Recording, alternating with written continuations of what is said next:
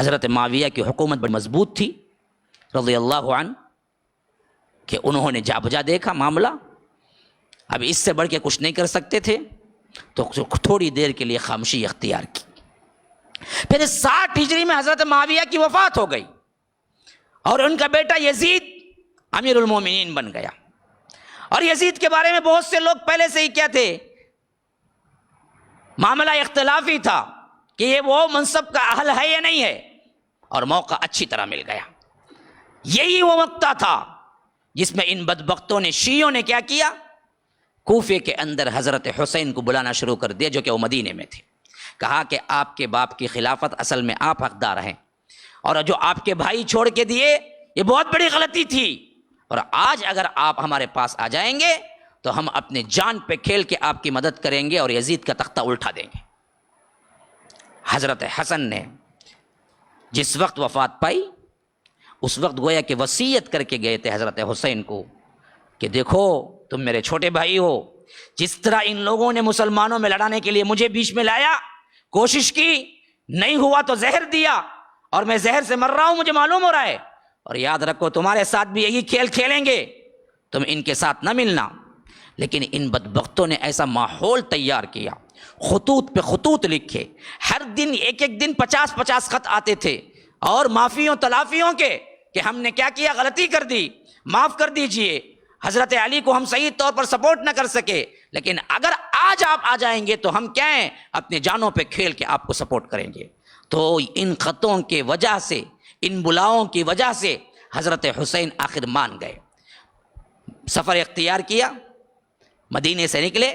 مکہ آئے، مکے میں اہل و عیال جتنے بھی لوگ تھے ان کو لیا، جو کہ کل 80 سے زیادہ لوگ تھے، بس بچے بھی تھے اس میں، عورتیں بھی تھی، سب تھے، لے کے نکل گئے کوفے کی طرف۔ راستے میں کربلا پڑتا تھا، جہاں یہ نکلے وہاں عبید اللہ ابن زیاد آیا۔ یہ بدبخت ترین شخص، ایسا ظالم تھا جو خلافت امیہ کی طرف سے گورنر بن کے آیا تھا، یزید کی طرف سے، اور ایسا بدبخت تھا کسی کو قتل کرنے پہ شکتا ہی نہیں تھا۔ جب اس نے دیکھا کہ بہت سے لوگ حضرت حسین کو بلانے والے ہیں تو کہا کہ سب اندر آؤ۔ اپنے مجمع میں بلایا، منبر پہ کھڑا، کہا بہت سے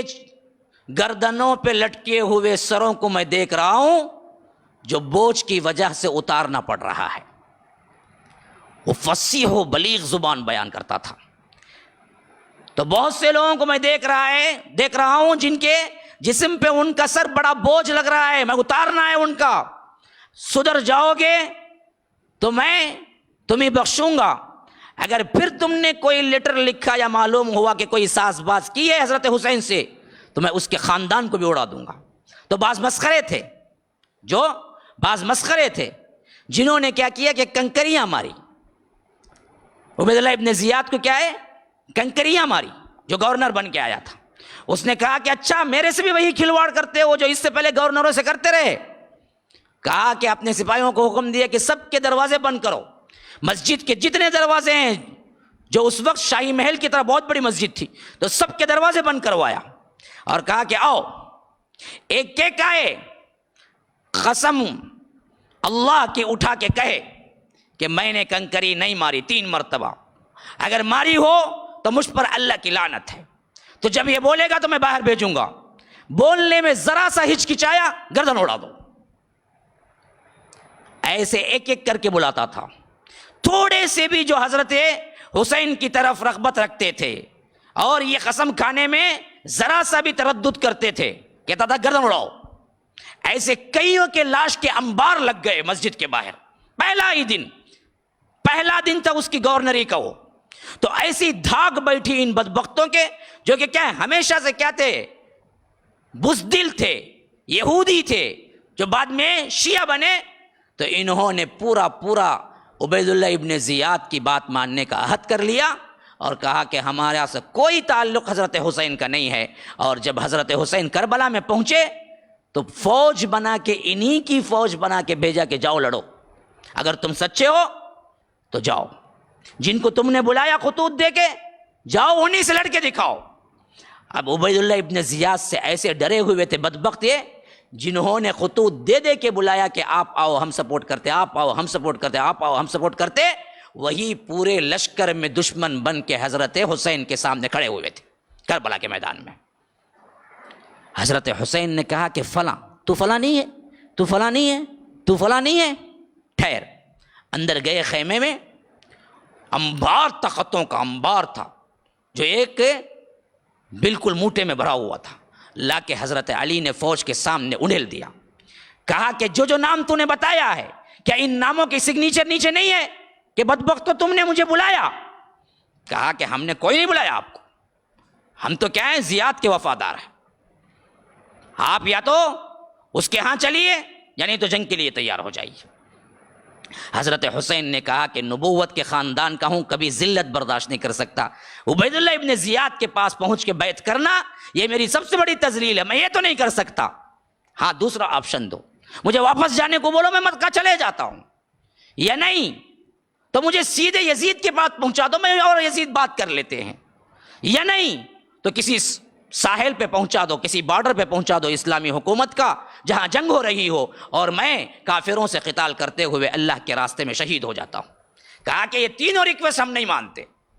ہم ایک ہی بات کہتے ہیں کہ آپ قیدی بن کے چلے عبید اللہ ابن زیاد کے پاس، یا نہیں تو ہم آپ سے جنگ کریں گے۔ حضرت حسین نے کہا کہ یہ برداشت نہیں کر سکتا میں کہ آج کا آنے والا وہ بھی ہے جو اموی خلافت کا کیا ہے، ظالم ایک گورنر ہے، اس کے آگے میں ہاتھ بن کے کھڑا ہونا یہ میری تذلیل ہے، میں نہیں آ سکتا۔ تو آخرکار یہی بدبختوں نے جنہوں نے بلایا حضرت حسین سے قتال کیا اور حضرت حسین کو مارا، اور یہاں تک ظلم دشمنی نکالی کہ اللہ کے رسول صلی اللہ علیہ وسلم کے نواسے کو الگ دھڑ الگ سر کیا، اور دھڑ کو جسم کو گھوڑوں کے سموں تلے رون دیا، اور خالی سر کو تھیلے میں ڈال کر ابن زیاد کے محل میں پہنچایا، اور کہا کہ جس کو تم مانگتے تھے آج ہم لا کے ثبوت واضح کر دیے کہ ہم تیرے وفادار ہیں، ہم حسین کے وفادار نہیں ہیں۔ بدبخت نے روایتوں میں آتا ہے کہ حضرت حسین کے لبوں پہ چھڑی ماری عبید اللہ ابن زیاد نے، کہ اس وقت ایک صحابی موجود تھے، کھڑے ہو گئے، کہا کہ بدبخت یہ وہ ہونٹ ہیں جن کو اللہ کے رسول پیار کرتے تھے، تو اس پہ چھڑی مار رہا ہے۔ تو تب کہیں جا کے عبید اللہ ابن زیاد خاموش ہوا۔ یہ واقعہ بالکل صحیح ہے، ہوا تھا، ظلم ہوا تھا، لیکن اصل میں کرنے والے کوئی یزیدی نہیں تھے، مسئلہ سب انہی کا تھا، انہی بدبختوں نے مارا۔ اور جب یہ معاملہ ہو گیا، حضرت حسین شہید ہو گئے کربلا میں، یہ نیوز پھیلی، جو صحابہ جہاں بھی تھے دنگ رہ گئے، اتنا بڑا حادثہ ہو گیا، نواسہ رسول کو قتل کر دیا گیا، اور خاندان کو مٹا دیا گیا، بچوں کو بھی چھوڑا نہیں گیا۔ اور اس کے بعد ایک ایسا ولولہ اٹھا، ایک ایسا جذبہ اٹھا مسلمانوں میں، جو کہ یزید جو اس وقت تھا اس کے نام سے ایک طرح کی نفرت، کہ اس کے دور، حالانکہ یزید نے نہ حکم دیا تھا نہ یزید کے ایما پہ قتل ہوا تھا، یزید کو پتہ بھی نہیں تھا کیا ہوا تھا۔ یزید کو اس وقت پتہ چلا جب کہ خاندان کے بچے کچھ افراد سفر کرتے ہوئے جب شام پہنچے تو تب معلوم ہوا تھا حضرت حسین قتل ہو گئے۔ اور روایتوں میں آتا ہے کہ اس نے رویا تھا، پشیمانی کی تھی، کہا تھا کہ بدبخت عبید اللہ ابن زیاد نے میرے حکم کے بغیر یہ کام کر دیا، اگر مجھ سے پوچھا ہوتا تو میں کبھی قتل کرنے کا حکم نہ دیتا، میں مٹ کے بیٹھ کے بات کر لیتے اگر کچھ مسئلہ ہوتا۔ تو اس میں یزید کا اتنا بڑا ہاتھ تھا ہی نہیں، جو کہ خلافت اور تاریخ میں ہمیں لا کے بتایا گیا اہل سنت کے سامنے کہ ایسا ہو گیا کہ سب سے بڑی گالی ہمارے ہاں یزید ہو گئی۔ کہہ رہے تو یزید کے سر کا ہے، بولے تو انہیں پریشان ہو جاتا، حالانکہ اس کا مسئلہ ہی نہیں تھا، وہ مسئلہ سب وہی شیعہ نے علیوں کا تھا، جنہوں نے حضرت علی کو مروانے میں بھی ہاتھ دیا،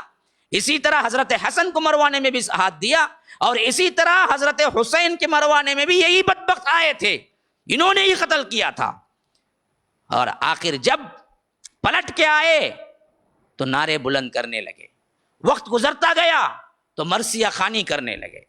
وقت گزرتا گیا یا حسین کے نعرے بلند کرنے لگے، وقت گزرتا گیا تو ان کے الگ الگ رسومات ایجاد کر لیے، انہوں نے اہل سنت سے بالکل ہی الگ معاملہ اپنا لیا، اپنا عقیدہ الگ بنا لیا، اپنا قرآن الگ بنا لیا، اپنے حدیث کی کتابیں الگ بنا دیا، اپنی فقہ الگ بنا دی، ہر چیز انہوں نے کیا کیا، اسلام کا اختلاف ایک ایسا کیا کہ کوئی مذہب کتنے فرقے بنے لیکن قرآن ان کا ایک ہے، رسول ان کا ایک ہے، کتاب ان کی ایک ہے، فقہ ان کی ایک ہے، لیکن یہ شیعہ تھے جو برابر پلاننگ سے آئے تھے اور انہوں نے اسلام کا لبادہ اوڑھا اور آخر کار جو کرنا چاہتے تھے وہی کام جو عیسائیوں کے اندر جان پول نے کیا تھا۔ عیسائی تھا وہ بھی دراصل یہودیت سے عیسائی بنا اور حضرت عیسیٰ کا ماننے والے کی روب میں اللہ تین ہے کا عقیدہ پیش کرنے والا پہلا شخص جان پول تھا، جس کی وجہ سے آج پوری عیسائیت شرک و بدعت میں ہے۔